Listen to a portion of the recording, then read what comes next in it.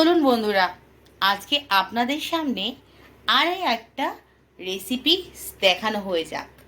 কি নাম দেওয়া যায় বলুন তো? এই যে এই যে এটা হচ্ছে প্রায় 1 কেজি চিকেন, চিলি চিকেনের পিস করা। আমরা তো বাড়িতে প্রত্যেকেই চিলি চিকেন খেয়ে থাকি, তাই না? কিন্তু আজকে আপনাদের দেখাবো অন্য ধরনের একটা চিকেনের রেসিপি।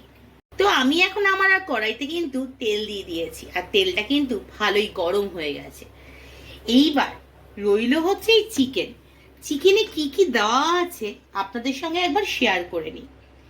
চিকেনে দেওয়া আছে প্রথমে 2টো ডিম, তারপর দেওয়া আছে সামান্য কর্নফ্লাওয়ার, লেবুর রস, হলুদের গুঁড়ো, চিলি ফ্লেক্স, ব্ল্যাক পেপার, তারপরে দেওয়া আছে একটু ঝাল হওয়ার জন্য পেরি পেরি মশলা, বেসালি মশলা, আর দেওয়া আছে নুন।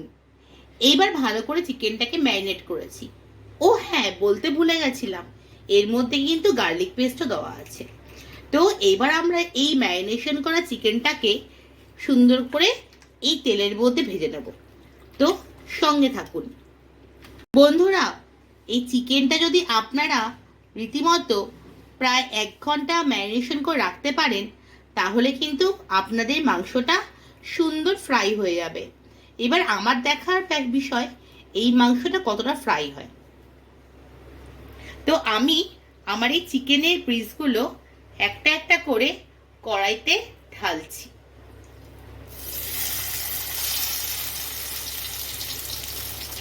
কড়াই তেল কিন্তু খুব গরম, সাবধানে ঢালতে হবে।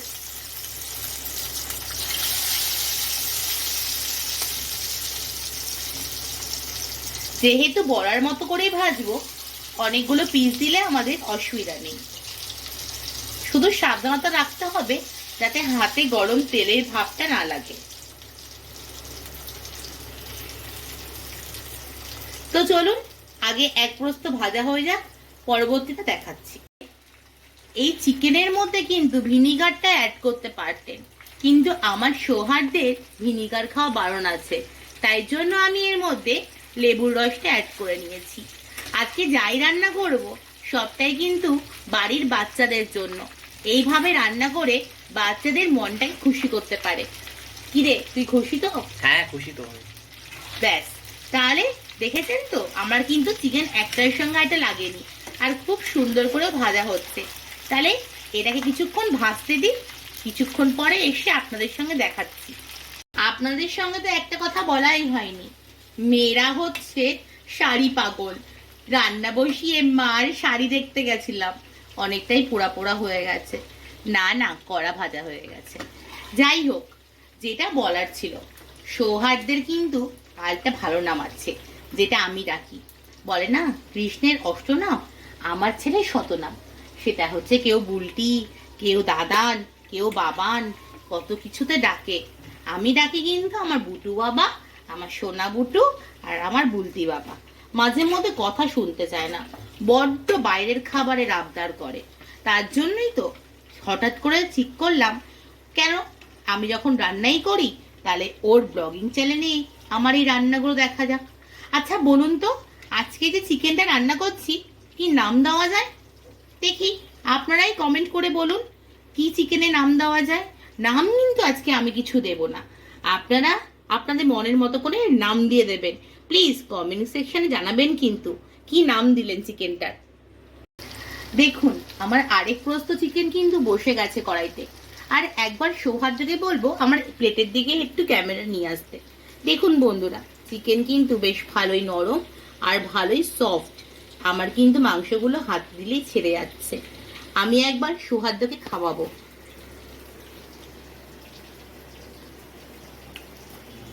তোর তো ভালো লাগবেই, মায়ের হাতে রান্না, তোর কোনোদিন খারাপ লেগেছে? তো বন্ধুরা, এক প্রস্ত তো রেডি, আরেক প্রস্ত রেডি হচ্ছে। তো চলুন দেখতে থাকুন। আর হ্যাঁ, আমার আগের ভিডিও যদি ভালো লেগে থাকে তাহলে কিন্তু প্লিজ মাটনের কমেন্টটা প্লিজ করবেন, আমি কিন্তু অপেক্ষায় থাকবো। তেলে চিকেনটা ভাজার পর এই পোড়া অংশগুলো কিন্তু আপনারা পারলে ফেলে দেবেন, কারণ এইগুলি না খাওয়াটাই ভালো। যদি এগুলি পেটে পড়ে তাহলে কিন্তু গ্যাস অম্বল হওয়ার একটা সম্ভাবনা থাকে। তো মোটামুটি আমি তেলটা পরিষ্কার করেই নিয়েছি। ও হ্যাঁ, আমি কিন্তু পুরো ভাজা পোড়াটাই করলাম কিন্তু সাদা তেলে, এই তেলটাতেই রান্না করব। এখন এই পেঁয়াজকে কেটে রেখেছি, এটা তেলের মধ্যে দিয়ে দেবো। আর আমার গ্যাসের কিন্তু আঁচটা কমানো আছে।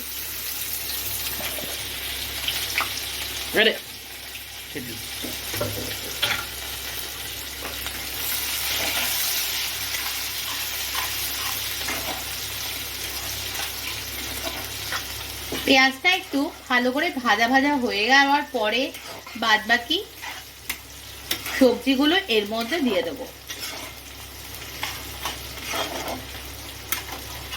আছে সবুজ capsicum, red bell pepper, yellow bell pepper আর চেরা কাঁচা লঙ্কা, সবটাই দিয়ে দেবো।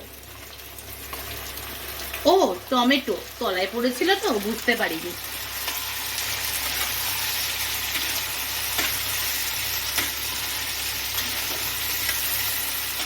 ভালো করে নাড়িয়ে নেব।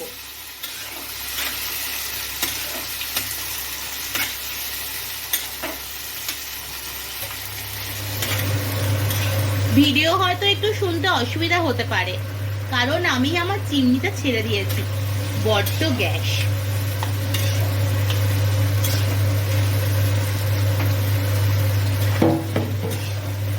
এবার এর মধ্যে গ্যাসটা সিম করে কিছু জিনিস অ্যাড করব। দেব পর্যাপ্ত পরিমাণে নুন। এই যা কতগুলো নুন! তো স্বাদ মতো নুন নিয়ে নেবেন।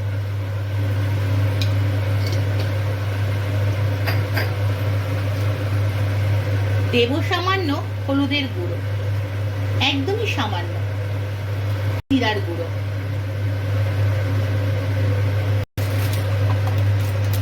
দিয়ে দেব সামান্য কাশ্মীরি লাল মির্চ পাউডার,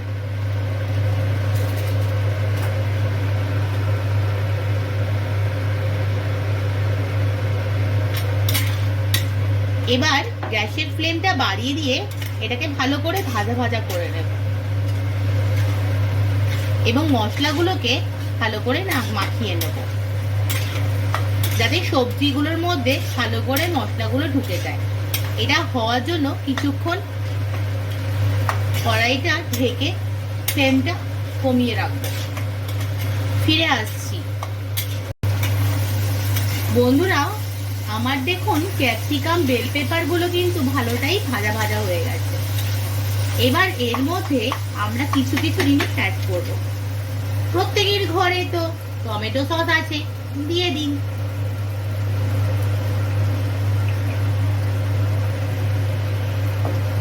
দেব মাদার্স গার্লিক, এখানে কিন্তু শুধুমাত্র গার্লিক পেস্টটাই যাবে। আমি কিন্তু আমার অ্যাডের জন্য ব্র্যান্ডের নাম দেখাচ্ছি না, যেগুলি আমি খাই বাড়িতে সেগুলি আপনাদের দেখাচ্ছি।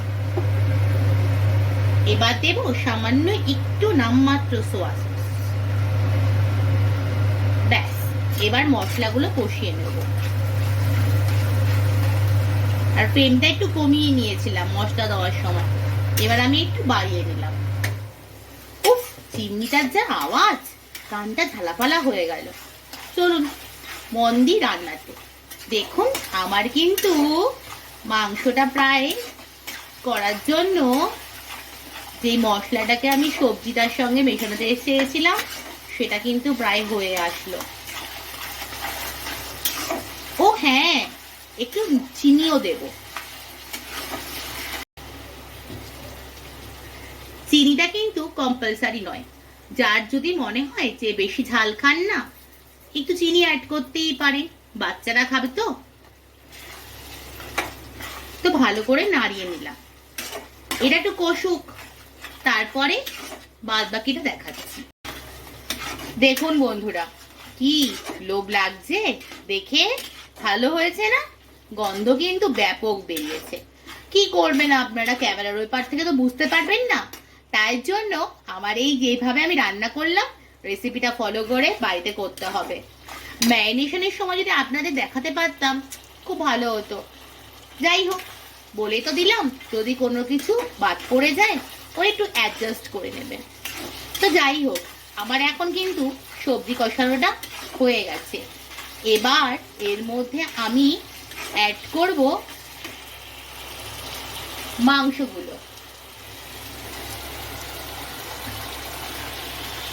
অল্প অল্প করে দেব, কারণ কড়াইটা বড্ড ছোট্ট।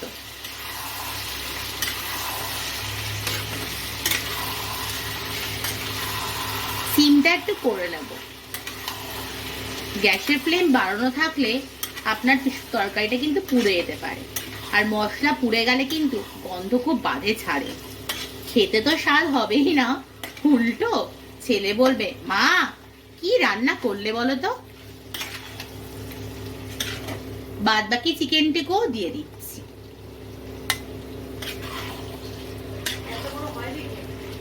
এইভাবে দিয়ে দিয়ে আমি কিন্তু মশলাটার বা সবজিটার সাথে মাংসগুলো দেখুন আমার কিন্তু চিকেনটা ভালো করে মিশিয়ে নিচ্ছি। ব্যাস, লাস্ট চিকেন ছিল। এইবার ভালো করে বাঙালি মা ঠাকুমাদের মতো ধরে কড়াইটাকে মাংসগুলোকে ভালো করে মেশাতে হবে, যাতে মশলাটা মাংসগুলোর সব কিছুর মধ্যে, মানে বলতে যাচ্ছি শিরায় শিরার মধ্যে ঢুকে যায়। কি জানি যারা খাবে তারা বলবে ও আছে, কিন্তু আমার এই চিকেনগুলোর মধ্যে বন্ধুদেরও ভাগ আছে। ভিডিওটা কিছুটা বন্ধুদের মুখ থেকেও দেখতে পাবেন কেমন হয়েছে, ওরাও কমেন্ট করুক কেমন হয়েছে।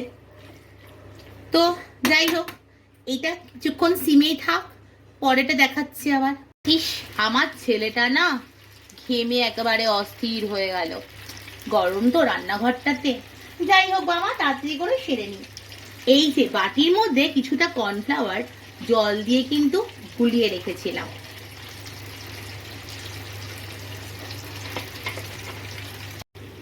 এই যে বন্ধুরা, কর্নফ্লাওয়ারটা কিন্তু গুলিয়ে রেখেছিলাম, এই কর্নফ্লাওয়ারটা কিন্তু এর মধ্যে দিয়ে দেব।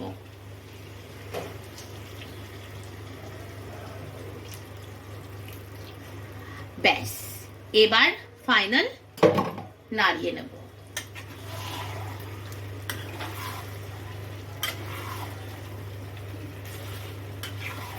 প্রফেশনাল রাঁধুনি নই, বাট যেভাবে করে দিচ্ছি আশা করি আমার ছেলে কেন সবার কিন্তু খুব ভালো লাগবে। বন্ধুদের বলবো একটু সৌহার্দ্য, কাছ থেকে ক্যামেরা নিয়ে দেখাতো। এই দেখুন বন্ধুরা, তেল কিন্তু সামান্য উঠেছে। আমি কিন্তু যেই তেলে ভেজেছি সেই তেলেই রান্না করেছি।